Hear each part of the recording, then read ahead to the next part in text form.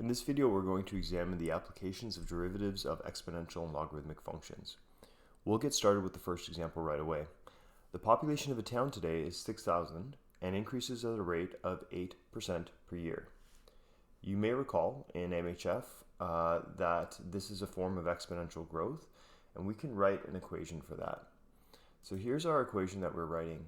P at t is equal to P naught, which is your initial population, 1 plus r, which is your rate of growth expressed as a decimal, raised to the power of t. So you can see this is an exponential function. Using the information given to us in the question, we can substitute P naught as 6,000, that's the initial population.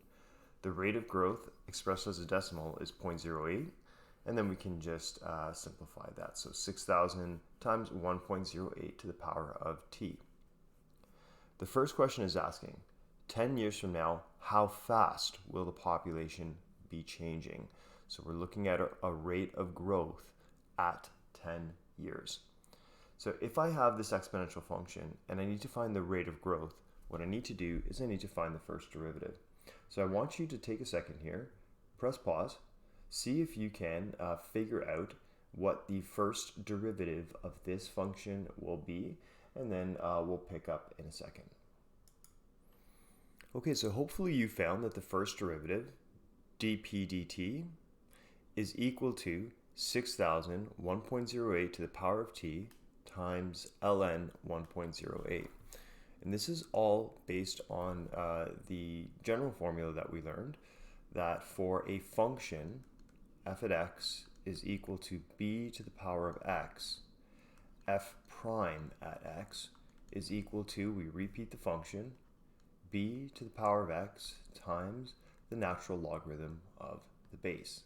Now again, if x was a differentiable function, then we would chain that with another factor right there. But in this case here, the first derivative of t is just 1, so we don't need to include that over here. Okay, so I have now found the first derivative of this population time exponential growth function. And so what I'm going to do is I'm going to evaluate that at 10 years. So dp dt, and I'm going to evaluate that when t is equal to 10. All right, and so I do 6,000, 1.08, and I'm going to raise that to the power of 10 times ln 1.08. All right, and then my final answer, once I put this all into my calculator,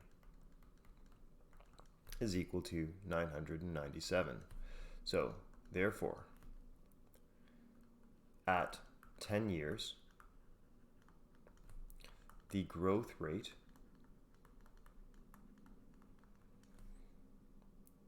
will be 997 people per year. All right, so that means that the town is increasing at a rate of 997 people per year. The next question asks, when will the rate of change of the population be 700 people per year? Well, in this case, they're giving us a value for the rate of change. So they're giving us a value for dp dt, right? So what we're going to do here, so for b, is we're going to write 700 is equal to 6,000, 1.08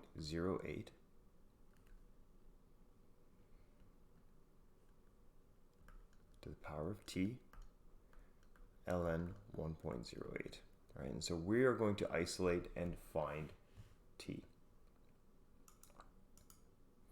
So in order to do that, what I'm going to do here is I'm going to take both sides and I'm just going to divide it by 100, right?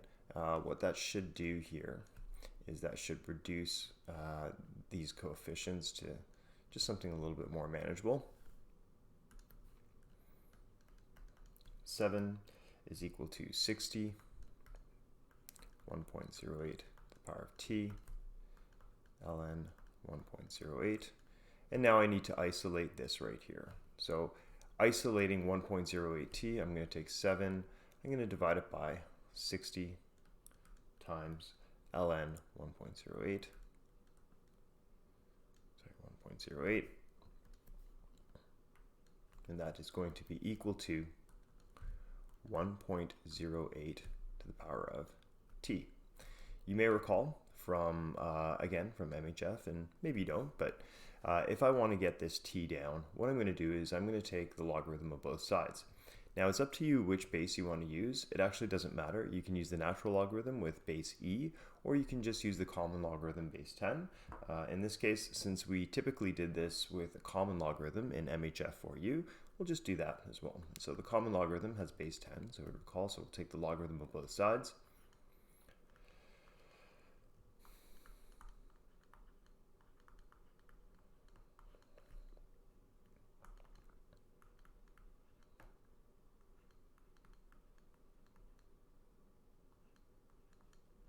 Okay, and that allows us to bring t down. Excuse me.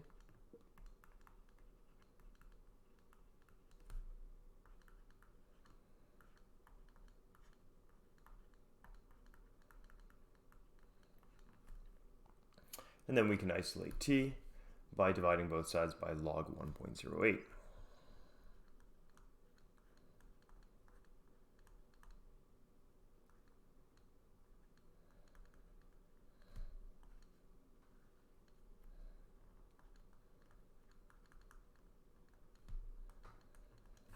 And we find here that t is equal to approximately 5.41. So therefore, at 5.4 years, the growth rate is 700 people per year. Okay, just squeeze that right in there. Okay. So, reviewing this one right here, for question B, they said, when will the growth rate be 700 people per year? Well, you just then make the first derivative equal to 700, isolate, and solve for t. That involves having to take the common logarithm of both sides. Again, you could have taken the natural logarithm of both sides. It doesn't matter. All right. And you end up with t by itself. Okay, next one.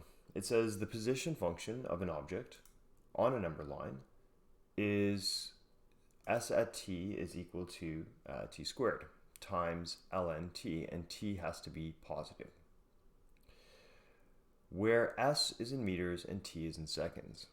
When is displacement positive? And then the next question says, determine the velocity when a at t is equal to 0.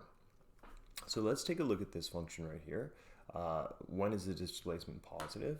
Okay, so s at t is equal to t squared times ln t, right there. And so we look at this one, we look at these two factors, right? We know that t, first of all, has to be greater than 0. And if we look at this factor right here, this factor right here will always be positive.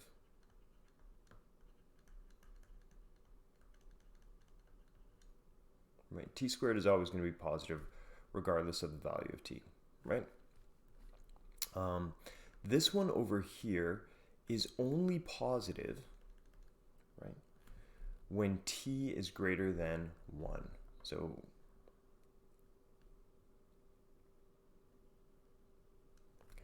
this is only positive when t is greater than 1, okay? If t is a fraction,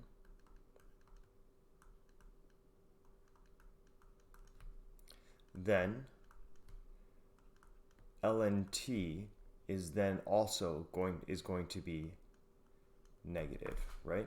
And that means that if t is a fraction, that means the exponent on the base, e, is going to be a negative number. Okay. The conclusion we can therefore come to here is that, well, this one is always positive, and this one is only positive when t is greater than 1. So therefore, this governs the sign on s at t. So this factor right here decides whether or not s at t is going to be positive or negative. And so if this factor can only be positive when t is greater than 1, then we have our conclusion. We can therefore say,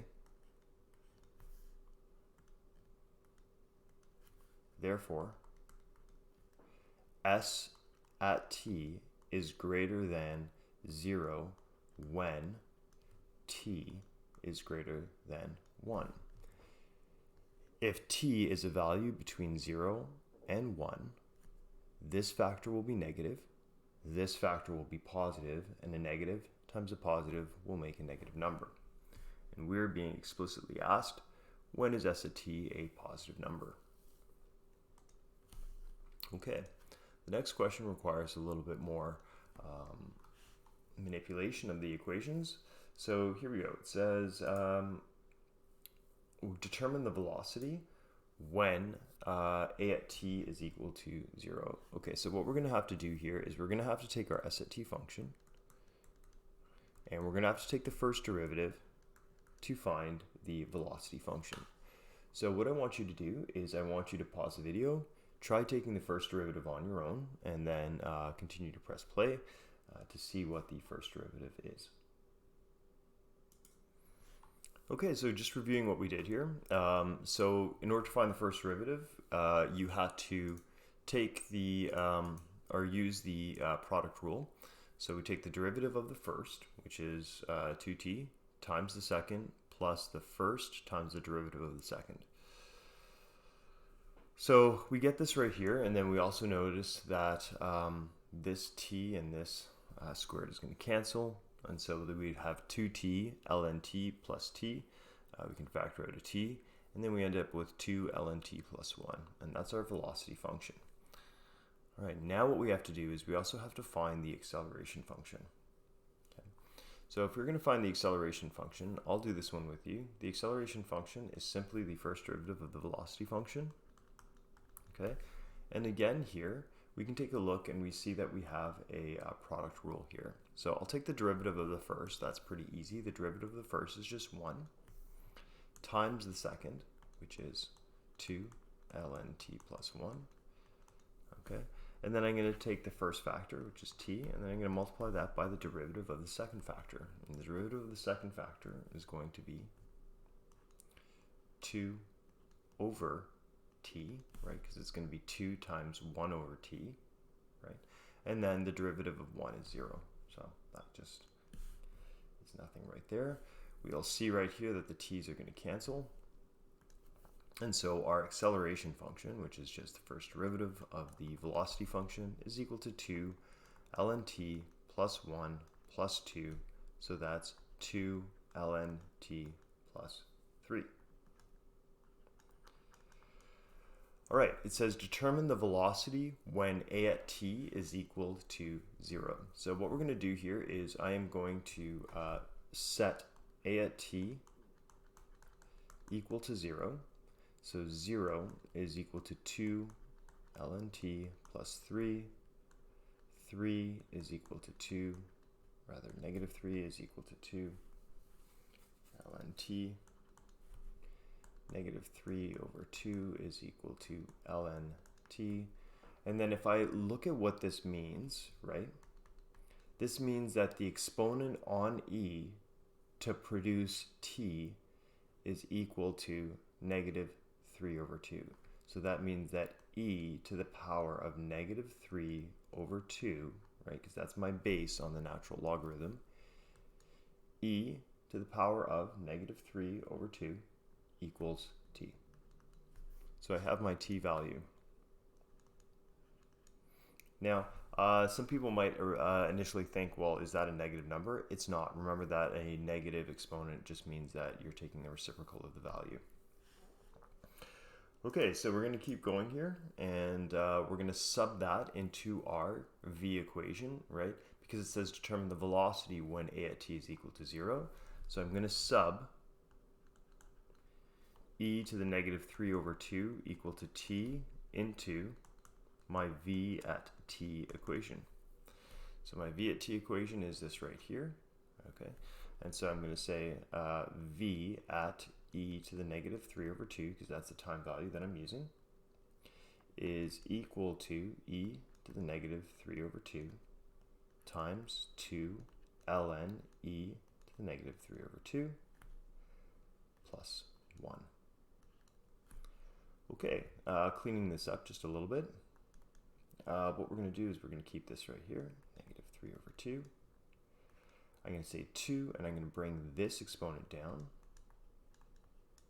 And that leaves me with ln e plus 1. All right, well, you recall that ln e was just 1, right? Because that says, what is the exponent on e that produces e? That's just 1. Okay. And then I have right here e to the negative 3 over 2. And then negative 3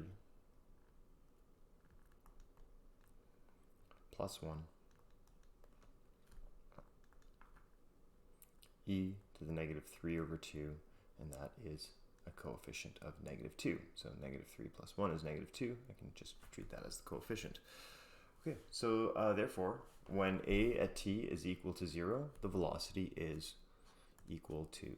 So therefore, when a at t equals 0, v at t equals negative 2 times e to the power of negative 3 over 2 meters per second. Okay, so your homework is given right here. Some of you may have already done these because these were practice problems in other sections that I hadn't necessarily assigned, but you may have seen them there already. This one right here I don't think you've seen, so this is homework as well. Get that one done. Okay, answers are provided at the bottom. Yeah, and so that is the lesson for today. Okay, thanks for watching.